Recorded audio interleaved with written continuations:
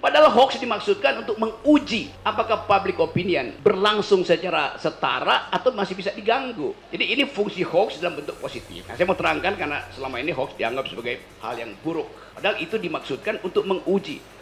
Ini sudah menjadi dakwaan, bahkan sudah dipenjara. Oke? Padahal itu untuk memancing perdebatan, muncul kebenaran, tapi faktanya justru dipenjara. Ya, Kesalahan apa dalam berpikir di sini? salahnya nggak ada orang yang mau berdebat tentang hal yang lagi dipertengkarkan. Lalu dituduh aja itu hoax. Kenapa dituduh hoax? Mumpung ada pidananya kan? Kan lebih efisien duduk hoax daripada bercakap-cakap. Tapi buat kita problem serius karena mencelakakan orang. Buat saya juga itu problem serius. Di universitas itu problem serius. Ya. Kan Jadi, mestinya apakah percakapan. ini bentuk kedunguan? Coba ulangi lagi kalimatnya. Apakah ini bentuk kedunguan? Pasti. Pasti. Jadi kesalahan hoax itu adalah pada penerima hoax, bukan pada si pembuat hoax itu. Jadi karena penerima hoax itu dungu, maka dia nggak tahu bahwa itu sebetulnya adalah upaya untuk menyelewengkan keadaan. Itu intinya tuh. Nah, di Indonesia hoax itu disalahkan pada si pembuat hoax. Padahal hoax dimaksudkan untuk menguji apakah public opinion berlangsung secara setara atau masih bisa diganggu.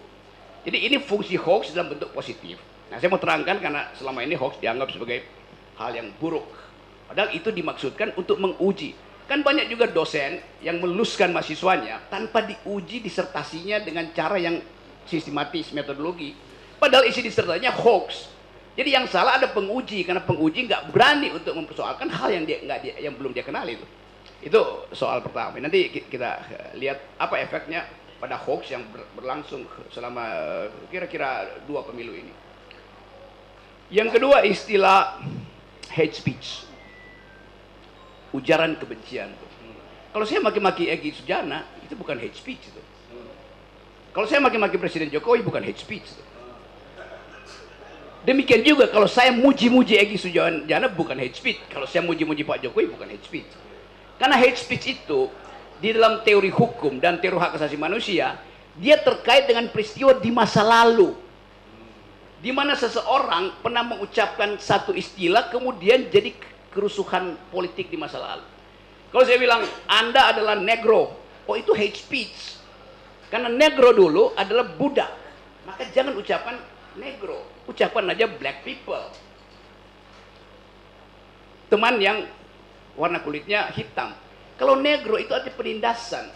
Negro artinya merendahkan orang. Contoh misalnya, kalau saya sebut perempuan nggak bisa berpikir, di Amerika itu bukan hate speech, di Eropa itu hate speech. Perempuan suka menipu tuh. Di Amerika itu nggak ada soal, di Eropa itu jadi hate speech. Kenapa? Karena di Eropa ada satu peristiwa di tahun 1200-1300 ketika semua perempuan itu diuber-uber oleh gereja Katolik karena dianggap sedang bersekutu dengan setan. Lalu mereka dibunuh. Dianggap perempuan yang tinggal di rumah, kendati dia lagi bikin pekerjaan rumah, pekerjaan tangan untuk dijual, dianggap itu dia sedang bersekutu dengan setan. Karena kecemburuan kaum laki-laki yang tidak bisa berproduksi, yang harganya, kualitasnya lebih baik dari perempuan. Jadi kalau seorang perempuan dihujat di Eropa, itu hate speech. Di Amerika, dia bukan hate speech. Saya kasih contoh ya, supaya ada applied filosofinya. Satu waktu dalam satu pertandingan sepak bola, hakim garisnya adalah seorang perempuan. Dia bilang bolanya nggak masuk. Lalu dia diolok-olok oleh penonton, oleh tim yang ada laki-laki tuh. Seandainya hakim garisnya laki-laki pasti masuk tuh. Ini adalah penghinaan tuh. Maka kena pidana tuh karena mengolok-olok perempuan. Di Amerika dalam tahun yang kira-kira sama, seorang perempuan yang mau jadi profesor di bidang matematik di Harvard University diolok-olok oleh rektornya sendiri. Rektornya bilang, ngapain sih Anda jadi profesor tuh? Anda perempuan, nggak bisa mikir abstrak. Itu bukan hate speech. Tetapi kalangan feminis Amerika kemudian membuli si profesor ini, namanya Lawrence Summers, bekas Menteri Keuangan Bill Clinton yang kemudian jadi rektor Harvard, ijazahnya pasti asli. Dia bilang begini nih, saya tahu saya berbuat salah. Karena itu walaupun tidak ada hukum, saya menghukum diri saya sendiri. rektornya mengundurkan diri tuh. Karena dia salah secara etis, bukan salah secara pidana tuh. Jadi kita lihat satu istilah yang di kita dianggap hate speech, sebetulnya salah pengertian, genealoginya keliru tuh. Nah saya nggak ngerti kenapa pembuat undang-undang nggak baca the thing called hate speech. Nggak ada semacam naskah akademis untuk memperlihatkan bahwa tidak semua hal itu hate speech. Hanya bila hal itu pernah ada di masa lalu dan menimbulkan kerugian di masa lalu dan diulangi sekarang, itu namanya hate speech. Saya kira itu awalnya. Ya, penajamannya begini. Dalam konteks bukan hoax tadi. Karena hoax itu dari si penerima tadi. Nah, pertanyaan seriusnya, ini sudah dituduh hoax. Yang mengatakan hoax si penerima. Dalam hal ini jaksa mendakwa. Apakah ini tepat secara keilmuan filsafat yang Anda terangkan tadi? Saya terangkan tadi, genealogi dari hoax fungsinya untuk memancing kebenaran aslinya apa gitu. Jadi hoax sengaja disebarkan untuk tahu yang benar apa kalau begitu. Kalau misalnya saya nggak bisa akses apa yang diucapkan oleh Pak Mahfud hari ini, bahwa ada 300 triliun uang beredar di Menteri Keuangan. Menteri Keuangan. Saya bilang, Anda hoax loh Pak Mahfud. Terus dia bilang buktikan. Saya nggak bisa akses itu. Yang punya akses cuma Pak Mahfud. Kan itu soalnya kan. Jadi ada bahaya juga kalau nanti Pak Mahfud bilang, oke nanti saya buktikan bahwa itu nggak hoax. Sama juga, kalau saya bikin hoax saya akan buktikan. Saya bisa buktikan, tapi butuh waktu kan. Jadi poin saya, hoax itu diajukan untuk memancing perdebatan sebetulnya, bukan untuk menghina. Karena itu Pak Mahfud dalam kasus ini, walaupun itu kita anggap hoax, tapi kita anggap oke, dia jadi whistleblower lah, kira-kira begitu kan. Ya, kepastian pikiran yang saya inginkan adalah ini sudah menjadi dakwaan, bahkan sudah dipenjara. Oke. Padahal itu untuk memancing perdebatan, muncul kebenaran, tapi faktanya justru dipenjara. Ya, kesalahan apa dalam berpikir di sini? Salahnya nggak ada orang yang mau berdebat tentang hal yang lagi dipertengkarkan, lalu dituduh aja itu hoax. Kenapa dituduh hoax? Mumpung ada pidananya kan? Kan lebih efisien duduk hoax daripada bercakap-cakap. Tapi buat kita problem serius karena mencelakakan orang. Buat saya juga itu problem serius. Di universitas itu problem serius. Ya. Kan Jadi, mestinya apakah percakapan. ini bentuk kedunguan? Coba ulangi lagi kalimatnya. Apakah ini bentuk kedunguan? Pasti. Pasti. Yang Tenang, kedua, ya, tenang, tentang kebencian. Kalau kebencian dan juga sekaligus penistaan agama, Gus Nur ini ulama. Di penjara dicintai, suruh khotbah Jumat dan segala macam. Antara realita dengan tuduhan tidak nyambung.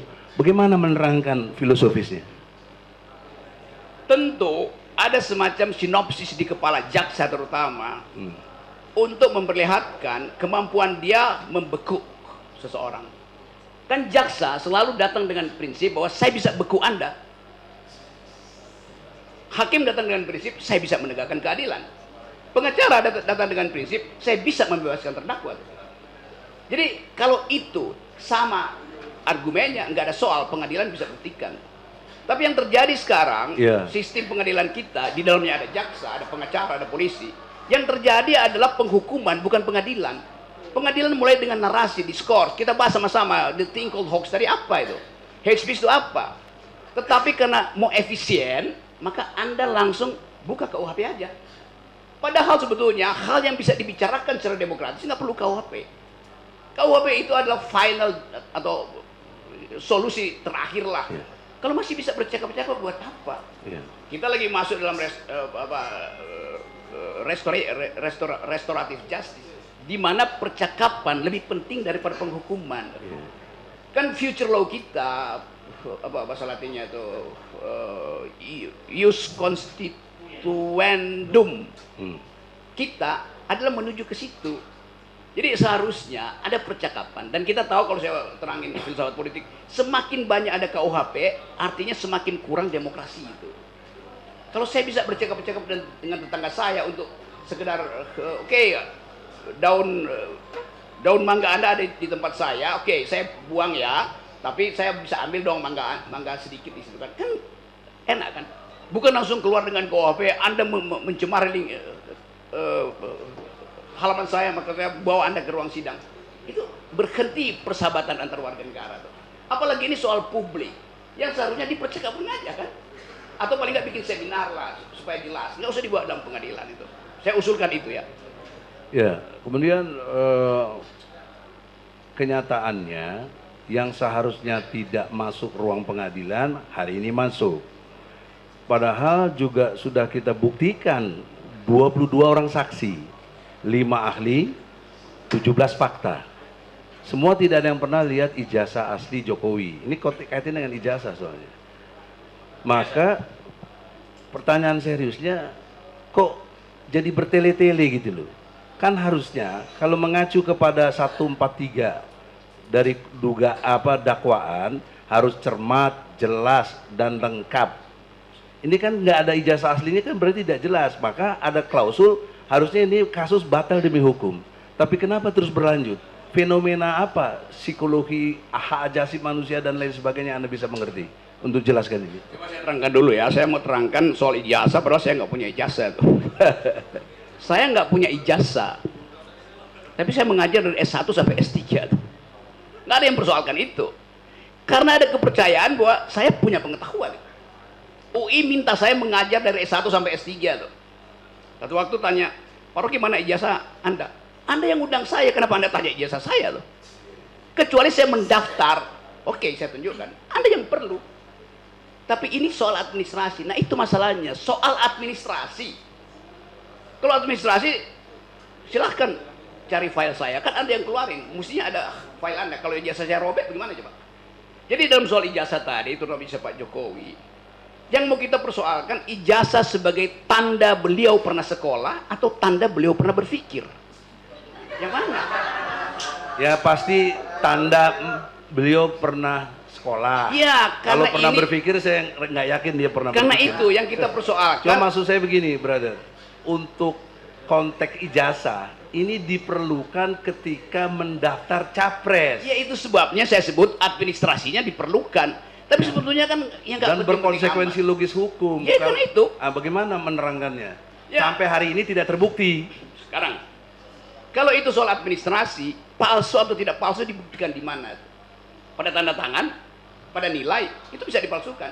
Yang paling bagus buktikan bahwa kimia dari surat aslinya itu beda dengan kimia kertas yang dipegang Pak Jokowi. Ya bikin aja pembuktian forensik kan.